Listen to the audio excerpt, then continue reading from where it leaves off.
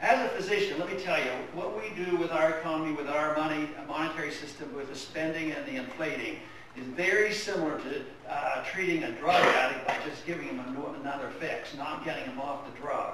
And the drug of spending and borrowing and printing money and deficits just delays the inevitable. People feel better, but you know, if you don't get off the drugs, if you're an alcoholic and you're about to ruin your liver, I'll tell you what, if you don't quit, the patient dies. And we're at this point now, and this is why this country's in a mess. This is why the world finance is in a mess. Even today, they're scurrying around Europe trying to put the money together. And there's only one tool left, and that is printing money. And it's international now, and they're trying to patch up and hold together a worldwide dollar reserve standard, which is not viable. And they're not yet ready to admit it. If this country's bankrupt, we're just as bankrupt as Greece, maybe not quite as bad, but our country as well as so many, we're in bankrupt, we're insolvent, and it's just a matter of time when the markets will rule. Politicians are very powerful. People who appropriate tax money are very powerful. Central banks are very, very powerful, more powerful than even the Congresses. But eventually, the power is in the hands of the marketplace. The market dictates. Matter of fact, when the Bretton Woods broke down, it wasn't because they wanted to. They had been lying through their teeth. They said the dollar is as good as gold, $35 an ounce. And they worked for years and years and pretended the dollar was worth $35 an ounce until we gave away approximately 500 million ounces out of over 700 million ounces of gold, pretending the dollar was as good as the gold. But the markets ruled the day. They finally said, no, I mean, we printed too much money, and no matter what kind of laws you have, we weren't even allowed to own gold.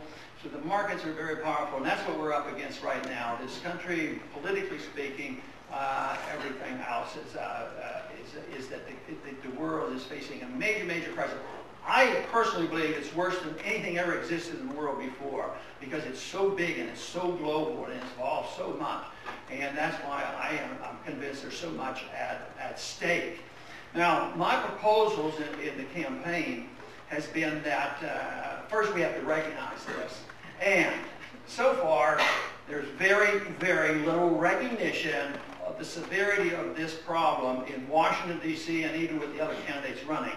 If there was a serious concern about what would happen, Congress wouldn't be playing games, and the president wouldn't be playing games. The other candidates would come up and say, you know what, this is a crisis that we have to cut. And yet, Keynesian economics still prevails, and Keynesian economics teaches, no, when you get into trouble, when you have a recession, what you have to do is you got to tell the people, the business people, to spend more money. What if the economy's weak? What if you don't have a job? Well, their resort is, then the government has to spend the money. Well, what if they don't have the money? Well, tax the people more. Yeah, that makes a lot of sense. Then the next thing is, if that doesn't work, you print out the money. You've got to spend more money because deficits don't matter. Most people in Washington still believe that. A lot of conservatives and all the liberals still believe it, but they have to pay lip service to cutting. I think it's serious. That is why I have made a proposal in the campaign, is that if we're serious and we recognize this, we ought to cut from our budget in the first year $1 trillion. This is what I think we should do. This means that we have to change our attitude about government.